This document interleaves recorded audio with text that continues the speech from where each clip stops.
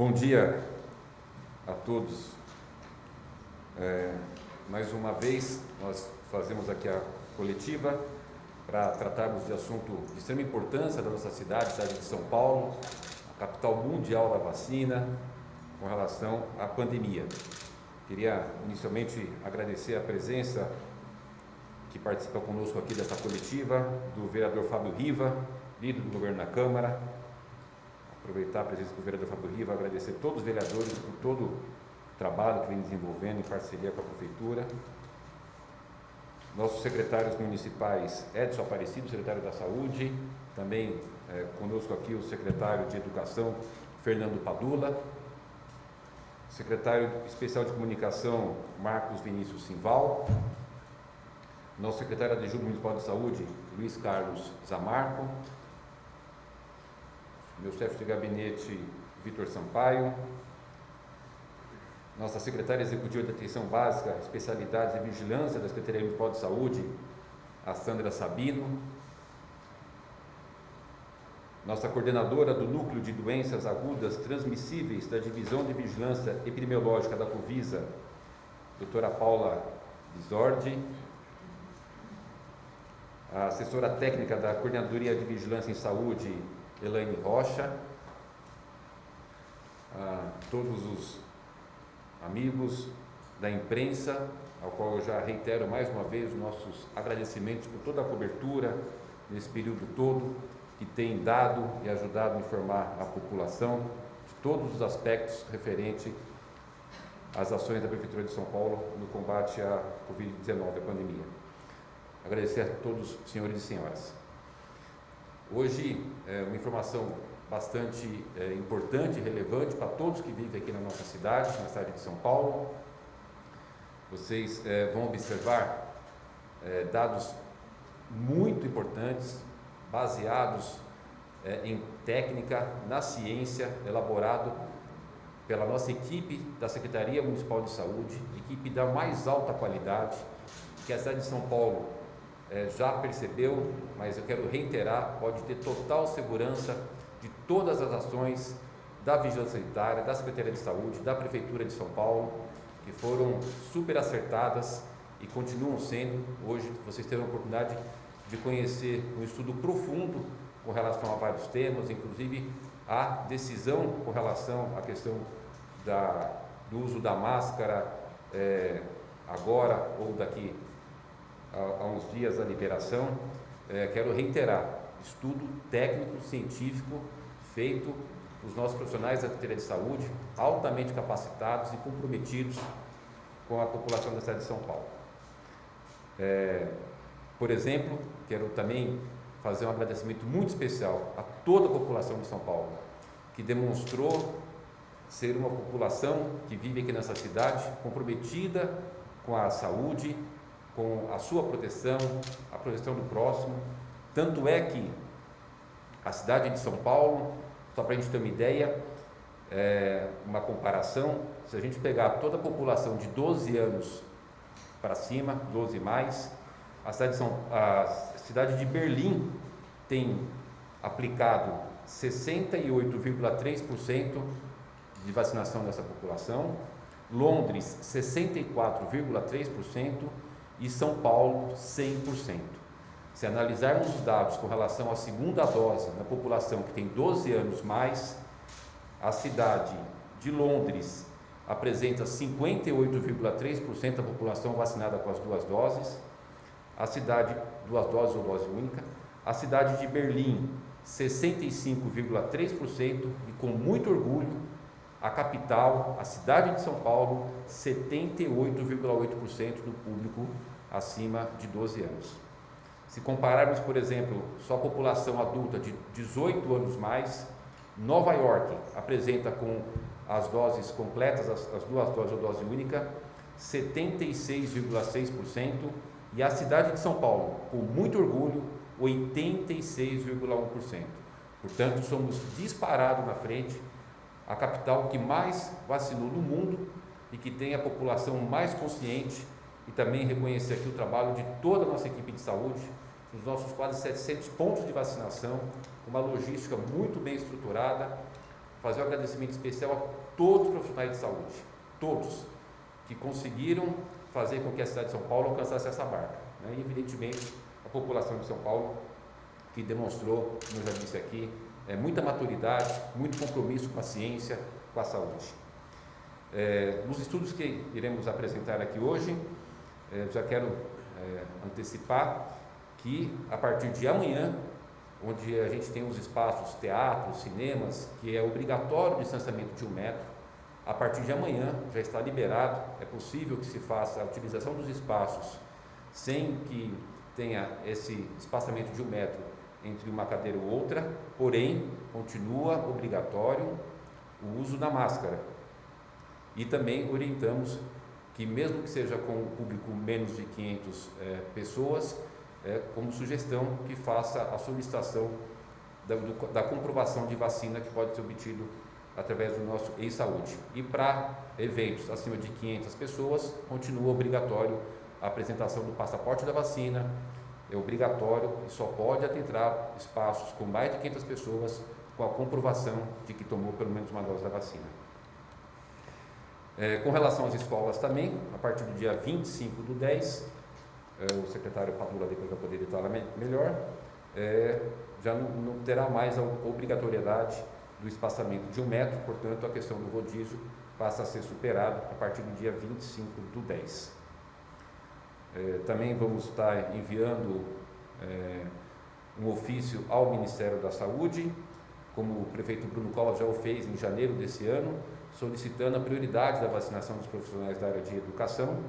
Nós vamos novamente reiterar esse pedido ao Ministério da Saúde para que a gente possa fazer essa vacinação, como fizemos agora, inclusive, pouco tempo atrás, a solicitação de reforço da 3ª dose para os profissionais da saúde.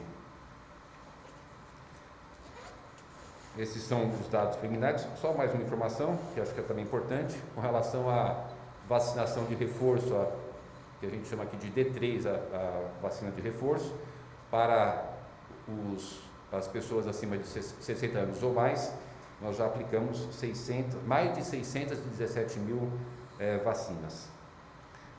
Do estudo que a gente vai apresentar aqui, nós teremos no próximo dia 10 de novembro um novo estudo, né? Porque a gente vai estar entre o dia 10 e 15, com certeza com 100% das pessoas vacinadas com o ciclo vacinal completo, ou seja, com a 2ª dose ou a dose única.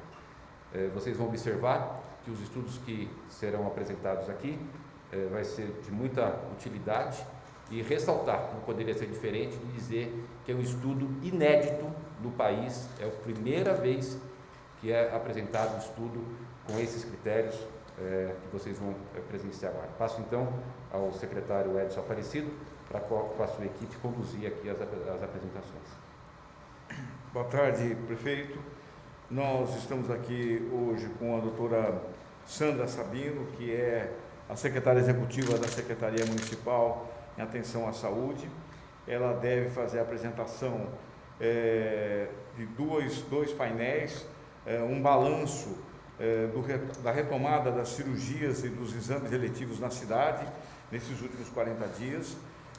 Também fará uma apresentação sobre o aumento da cobertura vacinal em toda a cidade, o esforço que foi feito além da vacinação da Covid-19. Então são dois balanços muito significativos. E a doutora Paula Bisordi, que é a nossa coordenadora do Núcleo Epidemiológico da Vigilância Sanitária, ela deve apresentar o último estudo feito pela Secretaria da situação epidemiológica da cidade, com os dados muito pormenorizados, e também o estudo inédito ao qual o prefeito se refere, que é o estudo de rastreamento, monitoramento e testagem de contatos que nós fizemos, que nós estamos chamando de RAST-CoV, que mostram a necessidade e a importância da manutenção das medidas não farmacológicas de prevenção à Covid-19, por enquanto, na cidade de São Paulo. Então, são 4 painéis, né, 2 que tratam da situação epidemiológica e do estudo que foi feito para que nós embasássemos, como disse o prefeito, a questão da utilização da máscara, e os dois balanços, que são o balanço de toda a cobertura vacinal do município e também da retomada das cirurgias e dos exames eletivos. Então, vou passar inicialmente a doutora Paula para que ela faça a apresentação da situação epidemiológica aqui na cidade de São Paulo. Obrigada, secretário e prefeito. Boa tarde a todos. Eu vou apresentar para vocês agora a última atualização que nós fizemos da situação epidemiológica da Covid-19 no município de São Paulo e também a atualização dos dados da variante Delta no município. Então, no primeiro gráfico que nós vemos na apresentação, a gente trouxe a distribuição dos casos, o total de casos notificados de síndrome gripal e de síndrome respiratória aguda grave no município de São Paulo. Como a gente pode notar, né, no final do mês de julho e durante o mês de agosto, que foi quando a variante Delta realmente teve um crescimento expressivo aí no município de São Paulo, nós tivemos um aumento nas notificações dos casos de síndrome gripal, mas esse aumento não se manteve. Nós observamos um aumento durante algumas semanas no mês de agosto, mas que não se sustentou. E depois nós observamos novamente uma queda no número dessas notificações e um novo cenário de estabilidade. Quando a gente avalia só os casos confirmados, a gente também consegue ver essa mesma situação de estabilidade. Nesse slide está o nowcasting para os casos de síndrome gripal, que é uma correção estatística que nós fazemos, né, para corrigir os atrasos do sistema de notificação. E nós também conseguimos perceber já que há algumas semanas nós temos aí uma estabilidade em relação a essas notificações de síndrome gripal. Destacamos para vocês no próximo slide o total de casos confirmados de Covid-19 no município de São Paulo, onde nós podemos notar nas últimas semanas uma estabilidade em relação a essas confirmações. No próximo gráfico, nós temos os casos de síndrome respiratória aguda grave notificados no município de São Paulo. E também podemos notar que há uma estabilidade, né, para essas notificações e também para os casos confirmados desde o final de julho de 2021. Trouxemos também o nowcast em relação aos casos de síndrome respiratória aguda grave notificados no município de São Paulo, então com a correção dos atrasos que são inerentes ao sistema de notificação. E fica muito claro quando a gente observa esse gráfico, essa estabilidade que nós temos nas notificações, que é percebida desde o final do mês de julho. Também temos atualização em relação aos óbitos, né, os óbitos notificados e confirmados para a Covid-19. Nesse gráfico, eles estão distribuídos por semana e mês de início dos sintomas. E a gente também pode notar uma diminuição que houve no número dessas notificações de óbitos e agora, nas últimas semanas, um cenário de estabilidade. No próximo gráfico, nós destacamos apenas os óbitos que foram confirmados para a Covid-19, distribuídos também por data do início de sintomas, e é possível notar, nas últimas semanas, esse cenário de estabilidade, que se repete também, quando a gente avalia aí no próximo slide, os óbitos distribuídos por data do óbito, por data da evolução, onde a gente já tem algumas semanas em relação à estabilidade desses números. Nesse próximo slide, nós temos a distribuição das taxas de letalidade de síndrome respiratória aguda grave por Covid-19 no município de São Paulo. Nós observamos que tivemos aí um pico em relação a essa letalidade no mês de março, né, que aconteceu durante o pico relacionado à variante Gama, a variante P1. Mas agora, nas últimas semanas, a gente percebe também um cenário de estabilidade dessa letalidade, que tem oscilado entre 18% e 19%. São valores semelhantes ao que nós observamos em outubro do ano passado, que foi o momento do ano passado que nós tivemos de mais tranquilidade em relação aos casos durante a pandemia. Nós fizemos uma análise dos casos de síndrome respiratória aguda grave e síndrome respiratória aguda grave por Covid-19 por faixa etária, com enfoque nas crianças e adolescentes, que era uma preocupação, população que ainda não está vacinada e que nós quisemos olhar com mais cuidado, né, para essa faixa etária. Então, nesse primeiro slide, nós trouxemos à esquerda, o gráfico mostra a curva dos casos de síndrome respiratória aguda grave da população em geral no município de São Paulo, e o que os senhores podem ver em vermelho são os casos confirmados para a Covid-19. E o gráfico da direita mostra a distribuição dos casos de síndrome respiratória aguda grave por classificação final nos indivíduos com 19 anos e menos, né, menores de 19 anos. Os casos confirmados para Covid também estão destacados em vermelho nesse gráfico. E a gente percebe que a Covid-19 não é a principal causa de confirmação dessas síndromes respiratórias agudas graves nessa faixa etária. A gente tem um percentual importante das SRAGs por outros vírus e outros agentes, que aparecem em amarelo nesse gráfico da direita, e também das SRAGs não especificadas, que aparecem em cinza. Em relação aos casos de Covid, para essa faixa etária, as SRAGs por Covid, a gente também observa um cenário de estabilidade. Não houve um sinal de aumento de SRAGs por Covid-19 na população de crianças e adolescentes até o momento. Nesse próximo gráfico estão os casos de SRAG, síndrome respiratória aguda grave, distribuídos aí por ano de início dos sintomas, por faixa etária. Então, a gente percebe que quando a gente analisa as SRAGs de uma forma geral, observando a população das crianças e adolescentes, há um certo aumento nas notificações, em 2021 em relação a 2020, mas aqui estão todas as SRAGs, considerando também as outras causas, os outros agentes, os outros vírus e as SRAGs não especificadas. Observando então esses dados distribuídas as SRAGs por faixa etária, a gente observa no gráfico aí, distribuídas por mês de início dos sintomas e faixa etária, a linha laranja, que mostra pra gente a faixa etária de 1 a 4 anos, que realmente foi a mais afetada por essas SRAGs de forma geral, a gente considerando então a importância desses outros vírus respiratórios e das SRAGs não especificadas. Trouxemos no próximo slide os números que deram origem a esses gráficos, que a gente acompanha quase que diariamente para monitorar a situação da população por faixa etária. E também a distribuição dos casos de SRAG por faixa etária, comparando aí os anos de 2020 e 2021, que temos monitorado quase que diariamente.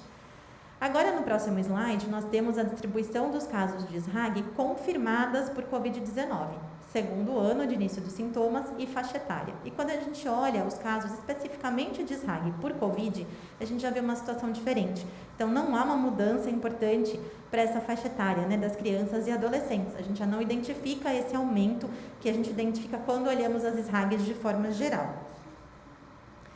No próximo gráfico, nós fizemos a distribuição desses casos de SRAG por Covid, também por faixa etária, e quando olhamos, então, para os diagnósticos especificamente de Covid-19, não há tendência de aumento, para esses casos de Covid, para a população menor de 19 anos.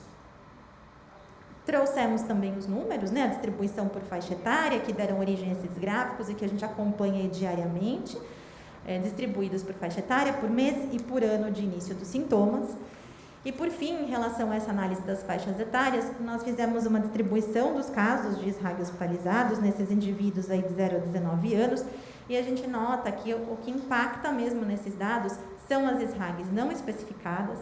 Existe uma tendência de aumento discreta nos últimos meses para as SRAGs causadas por outros agentes e outros vírus respiratórios, mas as SRAGs por Covid, que é a linha vermelha no gráfico, a gente não observa realmente uma tendência de aumento, a gente tem um cenário estável, aí não há no momento tendência de aumento de SRAGs por Covid para essas faixas etárias de crianças e adolescentes. Trouxemos também uma atualização em relação aos surtos de síndrome gripal. Então, nesse primeiro gráfico, nós temos a distribuição desses surtos de síndrome gripal por semana e mês do início dos sintomas e por local de ocorrência. Quando a gente observa essa curva, a gente percebe que a variação aí desses surtos notificados acompanha a curva epidêmica dos casos no município. Então, quando temos picos aí em relação aos casos, isso se reflete também nos surtos. E em 2021, nós tivemos um percentual significativo de surtos ocorridos em unidades escolares por conta da volta, das atividades escolares, da volta às aulas. No próximo slide, nós temos aí alguns destaques em relação aos dados desses surtos de síndrome gripal nas unidades escolares. Então, em 2021, 80% de todos os surtos que foram notificados ocorreram em unidades escolares. Nós tivemos mais de 13 mil casos de síndrome gripal, suspeitos de síndrome gripal envolvidos nesses surtos, e 70% desses surtos foram confirmados para Covid-19. É importante destacar, nesse próximo slide, a gente fez uma distribuição dos casos envolvidos nos surtos de síndrome gripal por faixa etária. E aí a gente percebe que mais de 60% dos casos ocorridos nesses surtos em escolas aconteceram em adultos, na faixa etária entre 20 e 69 anos. E 20% dos casos se concentraram nas crianças de 1 a 4 anos. No gráfico de baixo, essa linha em vermelha significa o número de surtos que foi notificado de síndrome gripal em unidades escolares, e nós tivemos aí algumas oscilações, né, durante o ano relacionadas ao pico que aconteceu em março em relação à variante P1 e o retorno das atividades escolares, mas atualmente nós não vemos tendência de aumento no número desses surtos em unidades escolares, a situação é estável no momento. E por fim, nós trouxemos as atualizações em relação às variantes de preocupação e principalmente a variante Delta. Então, só para relembrar que nós continuamos monitorando, né, a OMS monitora 4 variantes de preocupação hoje, as variantes Alfa, Beta, Gama e Delta, mas nós trouxemos hoje a atualização em relação à variante Delta no município de São Paulo. Nesse slide a gente tem a distribuição dos sequenciamentos feitos pelo Instituto Butantan. Esse é um dado aberto, está disponível no site do Instituto Butantan sobre os sequenciamentos realizados para a Grande São Paulo. Esse dado não é só do município, mas a gente percebe que a partir da semana 29, ou semana 30 de 2021, houve um aumento progressivo no percentual dos casos, né, identificados como variante Delta na Grande São Paulo, até que a variante se torna aí predominante circulando na Grande São Paulo. Na semana 37 de 2021, já representava quase 90% dos casos sequenciados, né, de Covid-19 na Grande São Paulo. No próximo slide, nós trouxemos a distribuição percentual dessas linhagens do SARS-CoV-2, identificadas por sequenciamento pelo Instituto Butantan, para os casos do município de São Paulo. E a gente percebe, então, a partir também da semana 30 de 2021, que há um aumento progressivo dos sequenciamentos que identificaram a variante Delta. Tudo que os senhores veem no gráfico em amarelo e tons de laranja são os casos que são de variante Delta, em azul e verde os sequenciamentos das linhagens da variante Gama, da P1, e em poucas semanas a gente percebe que essa variante se tornou então predominante, e os dados da semana 37 nos mostraram aí que no município de São Paulo quase 96% dos casos sequenciados identificaram a variante Delta. No último slide, o próximo da apresentação, nós destacamos esse dado, né, dessa última semana que nós temos as informações do sequenciamento, mostrando esses 96% de casos identificados da variante Delta e 2% dos casos sequenciados apenas representaram casos da variante Gama. Mesmo com esse avanço, então, da variante Delta, nós não tivemos um impacto importante nos casos e na curva epidêmica do município de São Paulo. Obrigada.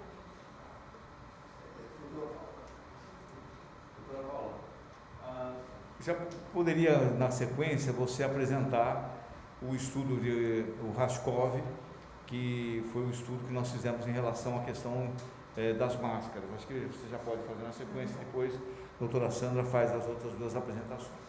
Obrigada, secretária.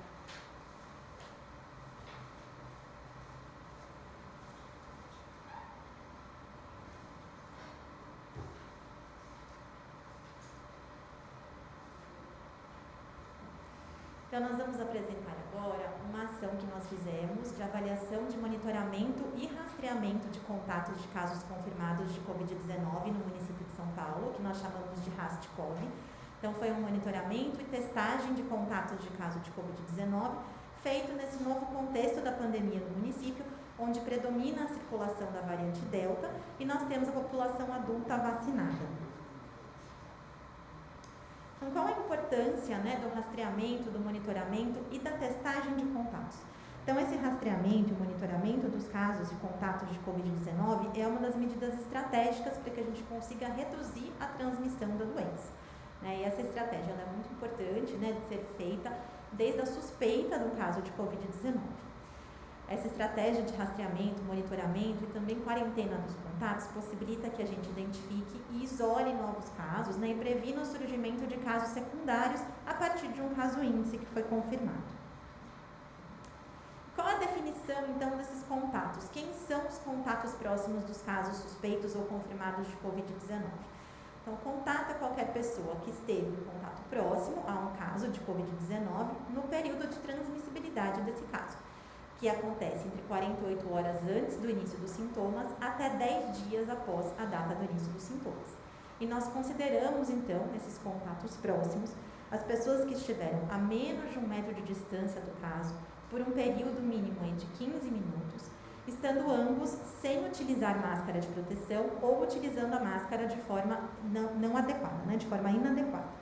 Também são considerados, então, contatos próximos as pessoas que tiveram um contato físico direto com o caso de Covid, então um abraço, um aperto de mãos, por exemplo. O profissional da saúde que prestou assistência a um caso de Covid sem utilizar os equipamentos de proteção individual de forma adequada. E também as pessoas residentes no mesmo domicílio. Então, as pessoas que residem na mesma casa de um caso de Covid-19 são consideradas, portanto, contatos próximos desse caso. Quais foram, então, os objetivos dessa ação de monitoramento e de testagem dos contatos de casos confirmados de Covid? Então, pretendíamos compreender a dinâmica da transmissão da Covid-19 entre os contatos próximos dos casos confirmados, nesse novo cenário, no município de São Paulo, de predominância da variante Delta e com a população vacinada. Calcular a taxa de ataque secundária entre os contatos próximos. O que significa isso? Entender qual era o percentual desses contatos próximos que se infectaria a partir de um caso índice. E com esses dados, aprimorar as medidas de controle da Covid-19. Como que essa ação foi operacionalizada? Então, nós fizemos, né, essa operacionalização a partir de uma amostragem de casos de síndrome gripal triados nas unidades básicas de saúde do município de São Paulo. As unidades básicas, então, fizeram uma testagem com teste rápido de antígeno e também coleta de material para PCR dos casos de síndrome gripal identificados no período de 13 a 24 de setembro de 2021. As equipes, então, identificaram os contatos dos casos que foram confirmados e monitoraram diariamente os contatos próximos dos casos confirmados, né, por um período aí máximo de 14 dias. Realizaram a notificação desses casos suspeitos e confirmados, registrando as informações no sistema oficial, o SUS Notifica, e também numa aplicação específica que foi criada para essa ação, para que a gente tivesse os dados rapidamente de forma oportuna. E para os contatos desses casos confirmados, foi oferecida então a testagem com o teste rápido de antígeno também em período oportuno, a partir do 10º dia após o contato com o caso confirmado. Em relação aos resultados que nós avaliamos, né, obtivemos, foram 16.589 pacientes, né, casos de síndrome gripal triados nas nossas unidades básicas de saúde, e desses, 2.359 tiveram o teste rápido de antígeno reagente. Então, foram 2.359 casos confirmados, o que significou uma positividade de 14,2%. Né? Essa positividade teve alguma variação quando a gente avalia os dados por região da cidade, né? Mas tivemos aí para o município todo 14,22% de positividade para os casos triados. 456 UBSs tiveram pelo menos um caso triado, né? Foi uma média de 36,4 casos triados por UBS, com mediana de 32 casos triados por UBS, e a gente tem uma representação gráfica da distribuição da frequência do número de casos triados por unidade básica de saúde. Em relação aos casos reagentes, nós tivemos então 418 casos com teste rápido de antígeno reagente, 5,6 casos reagentes por UBS em média, com mediana de 5 casos reagentes por unidade básica, e temos também a distribuição da frequência do número de casos de reagentes por UBS. Em relação aos contatos, né, o monitoramento desses contatos. Então, lembrando que nós partimos de 2.359 casos confirmados, dos quais nós então monitoramos os contatos, né? O número de contatos registrados foi 3.408 e nós tivemos 1.395 pacientes com pelo menos um contato cadastrado aí para monitoramento. A média de contatos registrados por paciente foi 2,44, com uma mediana de 2 contatos por paciente. Nós investigamos também a relação desse contato próximo com o paciente e a grande maioria desses contatos eram contatos intradomiciliares, né, de pessoas do mesmo domicílio. 88% desses contatos eram pessoas residentes no mesmo domicílio do caso. Tivemos 9,3% de contatos familiares, mas que residiam em outro domicílio, 1,2% de contatos de ambiente de trabalho, e aí menos de 1% de contatos que eram contatos de ambientes de escola, ou de eventos sociais, ou outros tipos de eventos. Em relação à avaliação, então, desse monitoramento, para esses 3.408 contatos que foram monitorados, foram cadastrados 15.611 monitoramentos, lembrando que esses contatos foram monitorados diariamente por um período máximo de 14 dias. Nós tivemos aí praticamente 80% dos contatos com algum monitoramento registrados. A média de monitoramentos realizados foi de 5,7 por contato, com uma mediana de 6. Para os contatos desses casos confirmados de Covid-19, existe então a orientação de quarentena desses contatos, para que a gente consiga interromper a cadeia de transmissão da doença. E nós investigamos então o status da quarentena desses contatos que foram monitorados. Em relação ao status da quarentena, 66,4% dos contatos permaneciam em quarentena quando foi avaliado esse monitoramento, então seguiram as orientações de quarentena, as orientações fornecidas pelas unidades básicas de saúde. 12,1% dos contatos referiram que não permaneceram em quarentena e tivemos aí 21% sem informação em relação ao status dessa quarentena. Investigamos também os motivos para que não fosse realizada essa quarentena dos contatos. 6,2% referiram que não fizeram a quarentena por dificuldade financeira ou por serem autônomos e não poderiam parar de trabalhar. Em 8,3% desses contatos, o empregador não aceitou esse afastamento em relação ao contato.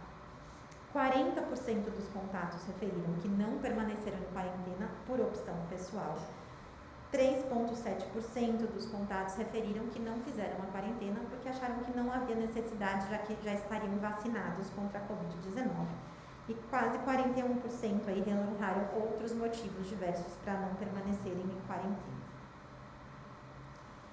Com esses dados, nós pudemos calcular, então, qual foi a taxa de ataque secundário entre esses contatos. Então, o percentual desses contatos que se infectaram a partir desses casos índices. E essa taxa de ataque foi de 42,2%. 42,2% desses contatos próximos, que são contatos domiciliares, que nós identificamos nesse estudo, se infectaram a partir dos casos índice. Nós trouxemos aqui um recorte de um estudo que está publicado na revista Nature em relação à transmissão do Covid-19, então mostrando que 44% das pessoas geralmente se infectam no período em que o caso índice ainda não desenvolveu os sintomas. Então, a transmissão da Covid-19, ela acontece geralmente 48 horas antes do caso desenvolver os sintomas, e o pico da transmissão acontece 24 horas antes do início dos sintomas.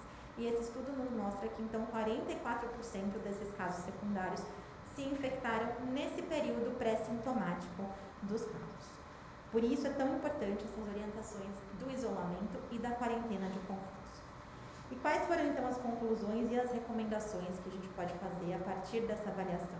Então, considerando que nós tivemos essa taxa de ataque de 42,2% dentre os contatos domiciliares, e lembrando que o início da transmissão vai acontecer 48 horas antes do início dos sintomas, e o pico dessa transmissão acontece 24 horas antes do início dos sintomas. Isso reforça para nós a importância da gente ter uma orientação adequada de isolamento precoce dos casos suspeitos. Então, o caso ser realmente identificado precocemente e isolado precocemente. E da orientação do monitoramento e da quarentena dos contatos próximos. Lembrando que esses contatos, se infectarem, vão começar a transmitir a doença antes de terem os primeiros sintomas. Por isso que é tão importante essa orientação da quarentena desses contatos. E além disso, lembrando que essa taxa de ataque que nós calculamos, o que a gente conseguiu de informações com essa ação, era principalmente de contatos intradomiciliares, então pessoas que, como a gente lembrou lá no começo da definição de contato próximo, são contatos íntimos que ficam muito próximos, por mais de 15 minutos sem usar a máscara. A importância da manutenção dessas medidas não farmacológicas de prevenção, principalmente o uso da máscara, que é um aliado muito importante para evitar a transmissão da doença. Obrigada. Bem, secretário Edson Aparecido, só ressaltando então que, baseado nos estudos elaborados pela Secretaria de Saúde, a cidade de São Paulo não vai, nesse momento, fazer a liberação com relação à exigência frequência de uso da máscara, e que nós só poderemos ter no próximo dia 10 de novembro, no mínimo, até o dia 10 de novembro, um novo estudo que possa trazer uma nova posição. Então, enfatizando, de acordo com os estudos apresentados aqui pela Secretaria de Saúde, que a doutora Paula Visuardi pode apresentar, na cidade de São Paulo permanece o uso obrigatório de máscara. Muito bem, prefeito. Passar então a doutora Sandra Sabino, que vai fazer a apresentação, o balanço então da retomada dos exames e cirurgias eletivas na cidade, que nós fizemos no Avança Saúde nos últimos 40 dias, e posteriormente também um balanço do avanço da cobertura vacinal em toda a cidade. Obrigada, secretário. Boa tarde a todos. Nós vamos falar um pouquinho sobre retomada das atividades da Secretaria Municipal de Saúde, de acordo com os dados que a doutora Paula acabou de passar, de estabilidade da situação da Covid-19 aqui no município.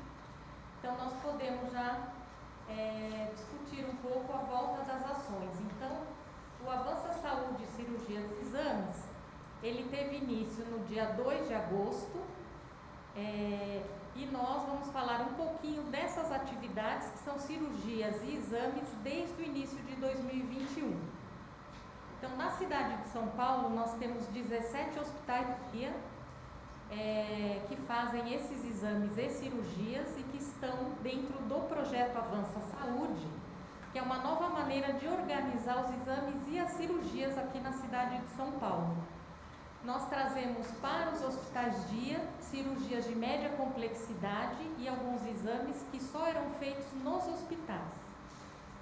Então, em 2021, desde o início do ano, nós fizemos, comparando 2019, 20 e 21, nós já fizemos até julho de 2021, com relação a consultas de especialidades aqui na capital, quase 50% do realizado em 2019.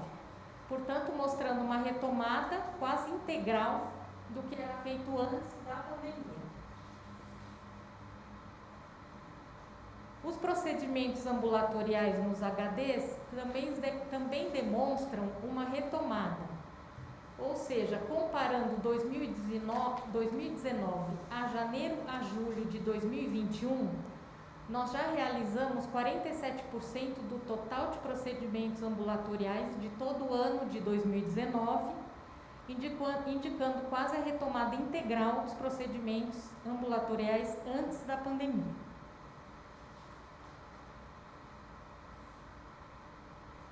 Com relação às consultas médicas de avaliação cirúrgica, nós fizemos de janeiro a setembro de 2021 já 95% do total do que foi realizado em 2019. O que significa que nós estamos fazendo mais cirurgias esse ano do que antes da pandemia, portanto, dando um incremento desse procedimento aqui na cidade de São Paulo. Os procedimentos hospitalares cirúrgicos realizados também comparativamente antes da pandemia e neste ano de 2021, nós já fizemos 50% do que foi realizado em 2019, indicando números iguais aos de antes da pandemia. Agora, especificamente ao projeto Avança Saúde, os principais objetivos são reduzir as filas de espera e o tempo de espera para cirurgias e exames contemplados no Avança Saúde, que, como eu expliquei, são exames e cirurgias que antes eram realizadas somente em hospitais e que a gente teria uma grande necessidade aqui na capital. Realizar cirurgias nos HDs 24 horas de maior porte ou dos pacientes idosos e com comorbidades que necessitam ficar internados. Então, todos esses HDs e desses 5 já são 24 horas, com leitos de internação, onde o paciente pode se recuperar nesses equipamentos até a alta. E reduzir as filas de espera para colonoscopia e endoscopia digestiva, também em pacientes idosos ou debilitados que necessitam fazer o procedimento internados. Agora, os resultados específicos do Avança Saúde, né, do período de 2/8 a 3/10, nós temos as cirurgias que seriam feitas antigamente somente em hospitais e foram realizadas nesses hospitais-dia. Então, nós fizemos do dia 2/8 a 3/10, 9.715 cirurgias, o que já é um montante de 49% do que foi realizado em 2019. Quanto à avaliação pré-cirúrgica, nós tínhamos na fila de espera para a cirurgia, no início do programa, em 2 de agosto, 66.567 pacientes aguardando, e já conseguimos avaliar 20.210 pacientes, havendo uma retirada, uma redução de 30% dessa fila desde o início do programa.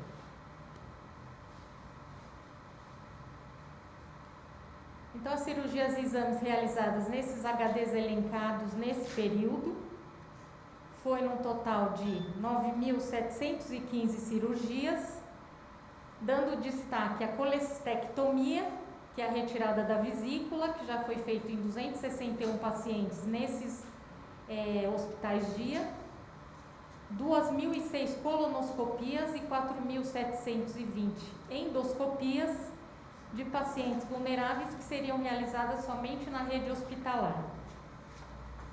Então, como resumo desse período, lembrando que são apenas 60 dias de Avança Saúde, nós já fizemos avaliação cirúrgica de 20.210 pacientes, reduzimos as filas de espera do início do projeto para a cirurgia geral em 21%, para colonoscopia em 53%, para endoscopia 68%, realizamos 9.715 cirurgias, fizemos procedimentos diagnósticos cirúrgicos, 7.292 procedimentos e 261 colecistectomias, que, como eu disse, eram realizadas em hospitais.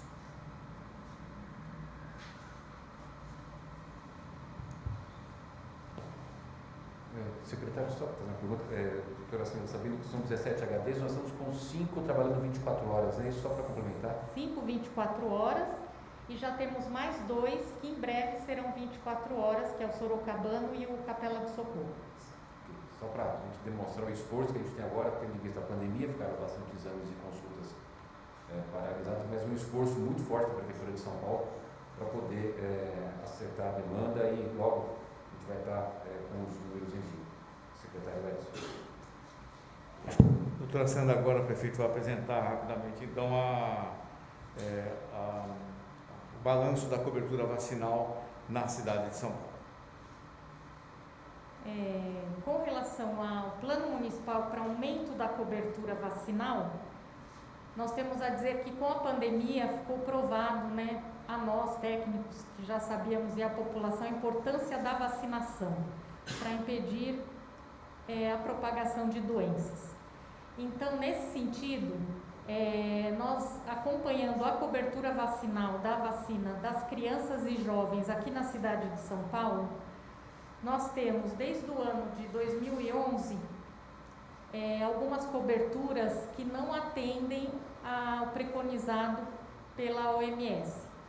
Então, nós precisamos fazer um trabalho para ampliar a cobertura vacinal, e é esse esforço que nós, da Secretaria Municipal de Saúde, vamos fazer para ampliar essas coberturas a partir deste sábado, onde nós vamos lançar o De Olho na Carteirinha.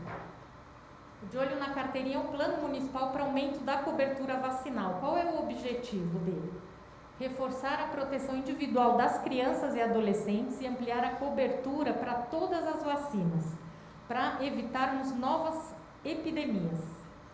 Resgatar a importância da carteirinha de vacinação como um documento da criança e sensibilizar os pais e responsáveis sobre a importância de mantê-la atualizada. E garantir o direito de toda criança e adolescente da proteção contra as doenças imunopreveníveis. Neste plano, nós vamos promover a criação do link de olho na carteirinha. Acho que precisa passar aqui isso. Nós vamos criar um link, que é uma plataforma online, que vai se chamar de Olho na Carteirinha, para a digitação dos dados das crianças e adolescentes com as carteirinhas atrasadas.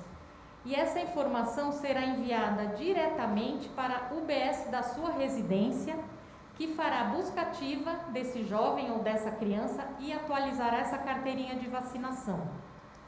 Para ampliação da vacina BCG, nós vamos capacitar todas as maternidades do município, visto que essa vacina é feita ainda na maternidade quando a criança nasce. Nós vamos fazer uma avaliação mensal dessa cobertura vacinal por regiões, com foco naquelas com menores coberturas. Vamos avaliar, supervisionar e monitorar ponto a ponto os dados das aplicações nas salas de vacina, públicas e privadas, desde a aplicação até o registro do Sistema Federal, que é o SIPMI. Vamos fazer monitoramento das digitações e capacitação de todas as salas de vacina, públicas e privadas, para que essa informação seja garantida e correta. Os investimentos que nós já fizemos para melhorar a rede de imunização aqui no município de São Paulo são inúmeros. Entre eles, já houve ampliação de 135 câmaras de imunobiológicos com o sistema no-break, ampliação de 56 freezers horizontais, 2.304 caixas térmicas de polietileno, que são as caixas que a gente leva aos postos volantes, com as vacinas perfeitamente condicionadas, 21.000 bobinas reutilizáveis de gelo para a conservação das vacinas dentro das caixas térmicas, 2 caixas térmicas container, que elas guardam a temperatura ideal por até 96 horas, 250 termômetros digitais e 70 tablets. Também investimos muito aqui no município de São Paulo na compra de insumos para que não haja em nenhum momento nenhum problema que possa interromper a vacinação no município.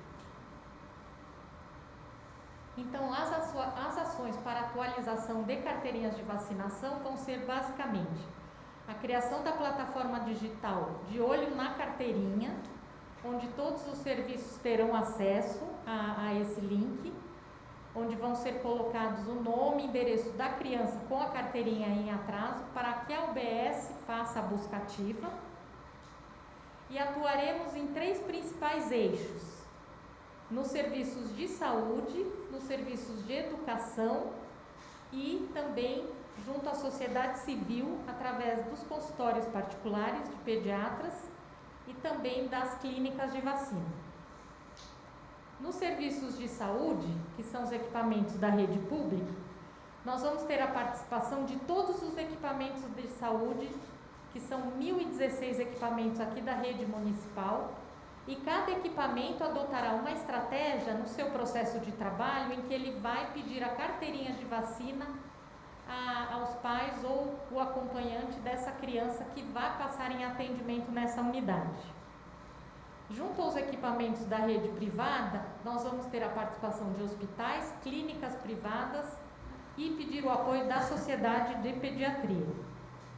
E os consultórios de pediatria, pediatras e clínicas de pediatria poderão comunicar também através do de olho na carteirinha às UBSs, aquelas crianças que estão com as vacinas atrasadas, para que as UBS façam o acolhimento dos responsáveis e a vacinação das crianças. Nos serviços de educação, nas escolas públicas, nós estamos fazendo parcerias com as secretarias municipal e estadual de educação, em que as escolas também solicitarão cópia das carteirinhas de vacina, e um funcionário da UBS de referência dessa escola vai avaliar as carteirinhas em atraso, para que a escola notifique os pais que eles precisam atualizar essa carteirinha.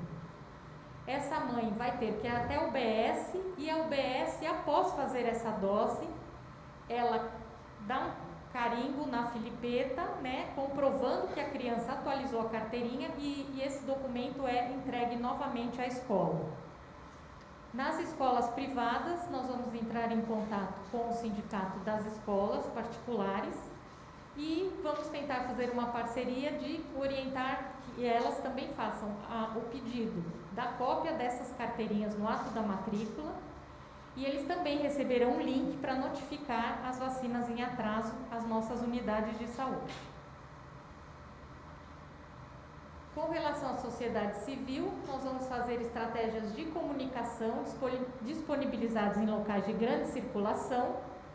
Aí no vídeo vocês veem a foto do nosso banner, que vai ser disponibilizado a todas as UBSs com o logo do projeto, compartilhamento das artes sobre o tema com um selinho. Essa empresa apoia a vacinação e proteção das crianças, e tendo como proposta a parceria com as grandes redes e representantes de atividades econômicas dos territórios, como, por exemplo, supermercados, shopping center, para que eles, esse logo, esse apelo, né, da Secretaria Municipal de Saúde de manter as carteirinhas atualizadas, seja compartilhado com o máximo da população possível que circula nesses estabelecimentos territoriais. Lembramos que agora, neste sábado, dia 16/10, nós vamos dar início, então, ao programa de Olho na Carteirinha, e ele se inicia com o dia V, que é o dia de atualização de carteirinha, onde todas as UBSs do município, as 469 UBSs, estarão abertas para fazer a atualização da carteirinha das crianças e adolescentes. Elas estarão abertas das 8 às 17 e farão exclusivamente o atendimento a essas crianças e jovens. A vacinação contra a Covid-19 ela é mantida no sábado, mas ela será feita nos mega drives, megapostos e na rede de farmácias parceiras. Então, com isso, nós esperamos ter um grande impacto na cobertura vacinal aqui da cidade de São Paulo, melhoria dessas coberturas, para que a gente possa evitar realmente o aparecimento de outras epidemias, e precisamos sim do apoio dos pais e responsáveis para que nesse esforço em conjunto a gente consiga alcançar nossos objetivos. Muito obrigada. Obrigado, doutora Sandra Sabino. Muito orgulho, bastante orgulho. Queria devolver a palavra para o desaparecido, passar a palavra para o nosso vereador Fábio Riva, líder do governo da Câmara Municipal. Prefeito Ricardo Nunes, muito bom dia a todos. Bom dia, secretário Edson Aparecido. Uma palavra muito breve. Queria primeiro dizer que é uma honra estar aqui representando a Câmara Municipal, as vereadoras e os vereadores da cidade de São Paulo, que desde o início da pandemia não mediram esforços, prefeito, em votar projetos importantes para a cidade de São Paulo, notadamente para a área da saúde. Analisando todos esses estudos, esses critérios, todas as ações, não seria possível se não fosse também essa parceria do Executivo Municipal com a Câmara Municipal e a aprovação de medidas que liberaram recursos para todos esses investimentos na área da saúde. A cidade de São Paulo nunca teve tanto investimento na área da saúde como teve nessa última gestão Bruno Covas, e agora com Vossa Excelência Ricardo Nunes à frente da Prefeitura. Então, aqui reafirmar o compromisso da Câmara Municipal em continuar, junto com a Prefeitura, tomando e adotando medidas importantes, votando projetos importantes para garantir, principalmente, a questão da saúde na cidade de São Paulo, mas também a questão social que assola a cidade de São Paulo. Então, nós temos aqui um trabalho conjunto e que é dessa forma que nós vamos construir, junto com a sociedade civil, que participou e participa ativamente. O momento agora não é um momento de relaxar nas medidas, é a gente continuar com as medidas de prevenção, mas dizer que nós estamos num novo contexto no momento da pandemia. Então, a Câmara Municipal se coloca sempre à disposição da Prefeitura, e parabenizar o secretário Edson Aparecido, em nome dele, todas as pessoas que trabalham na Secretaria de Saúde, nas unidades básicas de saúde, as agentes comunitárias de saúde, que têm um papel fundamental nesse combate à pandemia na cidade de São Paulo. Muito obrigado. Obrigado, vereador Fábio Riva. Secretário Edson, pode passar. Fernanda, tem pergunta? Temos 4 jornalistas que já enviaram as perguntas. A primeira pergunta da jornalista Elisa Martins, do jornal O Globo. Qual é o número de faltosos da segunda dose da vacina hoje na capital e como ele compromete o alcance da imunização completa da população adulta? Além disso, com o andamento da campanha, qual é a previsão da Prefeitura para a conclusão da vacinação de toda a população adulta na cidade com as 2 doses? E um complemento é se é possível uma flexibilização do uso de máscara em locais abertos. Bom, nós temos hoje 533.935 pessoas que são chamados faltosos com mais de um dia para tomar a segunda dose. A cidade alcançou ontem 86% da população adulta com a segunda dose, ou seja, com a imunização completa. Temos feito um esforço muito grande de busca ativa todos os finais de semana, onde inclusive nesses feriados, por exemplo, tivemos todas as nossas unidades abertas nesse esforço de busca ativa. Normalmente esse número tem se mantido elevado por conta de que agora nós estamos fazendo a vacinação de D2 também de grupos de faixa etária muito grande aqui na cidade de São Paulo, que são aqueles entre 25 e 30 anos, mas sempre e durante a semana essas pessoas têm dificuldade no comparecimento, principalmente porque trabalham. No final de semana normalmente se reduz esse número, mas nós acreditamos que essa é a expectativa da Secretaria, que até meados de novembro, entre 10 e 15 de novembro, seguramente nós teremos toda a população da cidade de São Paulo com a segunda dose aplicada. Estamos chegando a 19 milhões de doses aplicadas na cidade e acreditamos que vamos completar esse ciclo, então, entre 10 e 15 de novembro. Teve um complemento, secretário, com relação à liberação, flexibilização de máscara em locais abertos. Não, como o prefeito Ricardo Nunes havia nos pedido exatamente esse estudo que foi apresentado pela doutora Paula Bisordi, o prefeito já aqui anunciou, um estudo inédito que foi feito na cidade de São Paulo, nos recomenda, então, a permanência da utilização de máscaras, né, tanto em ambientes fechados como em ambientes abertos. O prefeito, nós devemos fazer uma nova apresentação, uma nova rodada desse estudo até o dia 10 de novembro, mas permanece obrigatório o uso de máscara na cidade de São Paulo. O jornalista André Vieira, do Metro Jornal. Quais fatores explicam o comportamento da variante Delta no município, que se tornou dominante, mas não produziu um aumento no número de casos? Secretário. Doutora Paula. Doutora Paula, pode responder? Então, o município de São Paulo tinha Só por cima, vivenciado... doutora Paula. O município tinha vivenciado muito recentemente um pico importante no número de casos em decorrência da variante Gama, da variante P1. E quando a variante Delta foi identificada, então, pela primeira vez no município, e rapidamente, em algumas semanas, ela passa a ser predominante, esse mesmo período coincidiu com um avanço importante que nós tivemos da vacinação, né? Então, com o aumento expressivo das coberturas vacinais da vacina para o Covid-19.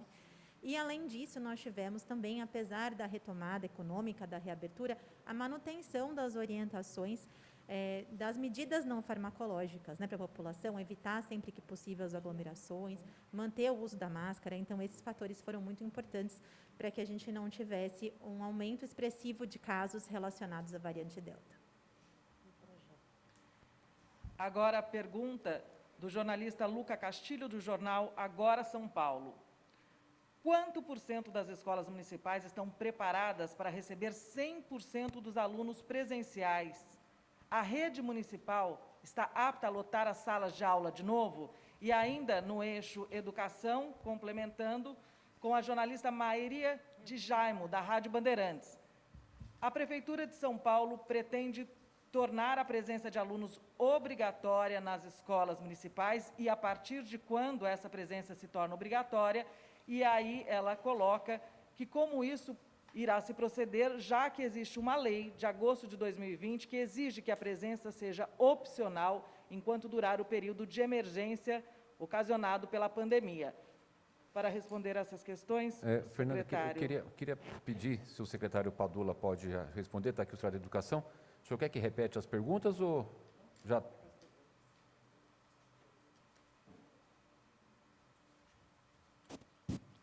Estava prestando atenção, então muito bom. Bom, então só para responder as duas indagações, só queria lembrar, como dizia o prefeito Bruno Covas e o prefeito Ricardo Nunes, nós aqui na cidade de São Paulo seguimos a saúde e a vigilância sanitária.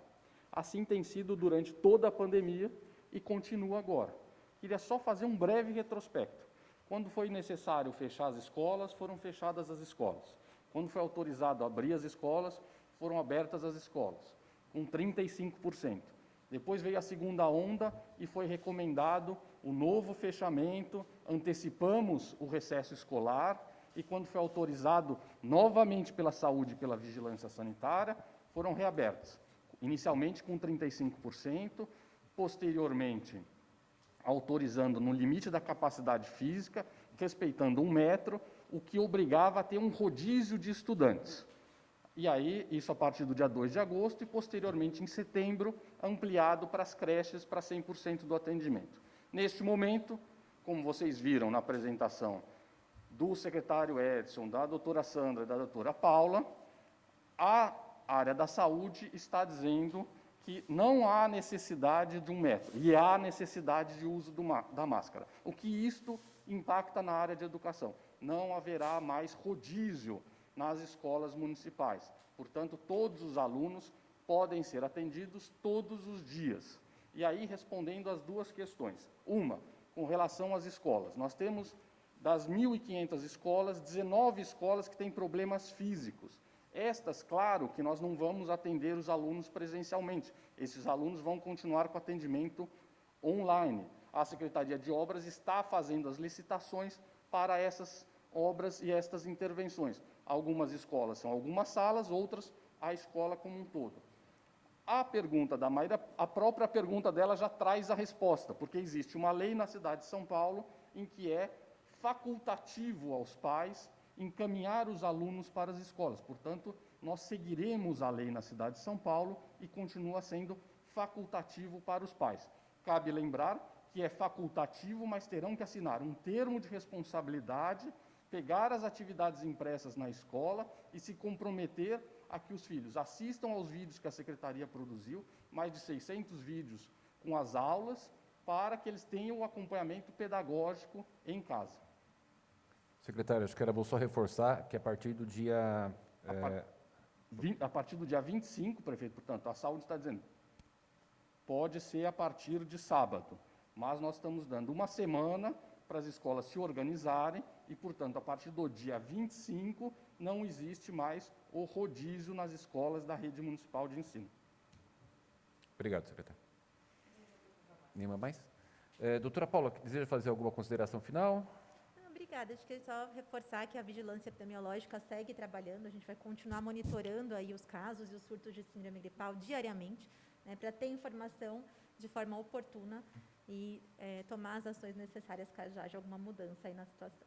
Ok. Então, só reforçando aqui o que a doutora Paula falou, a decisão da cidade de São Paulo foi baseada nos estudos, como bem o secretário Edson Aparecido ressaltou, é inédito no Brasil o estudo apresentado aqui e, portanto, que nos indica, pelos estudos, de que nós devemos manter a obrigatoriedade do uso de máscaras e, a partir do dia 10 de novembro, será apresentado novo estudo para tomar aí, então, uma nova decisão, eventualmente, com relação aos dados que iremos obter. Vereador Fábio Riva, alguma consideração? Nenhuma. Doutora Sandra Sabino. Eu queria aproveitar e reforçar os pais e responsáveis para que levem as crianças nesse sábado ao posto de vacinação para atualização das carteirinhas.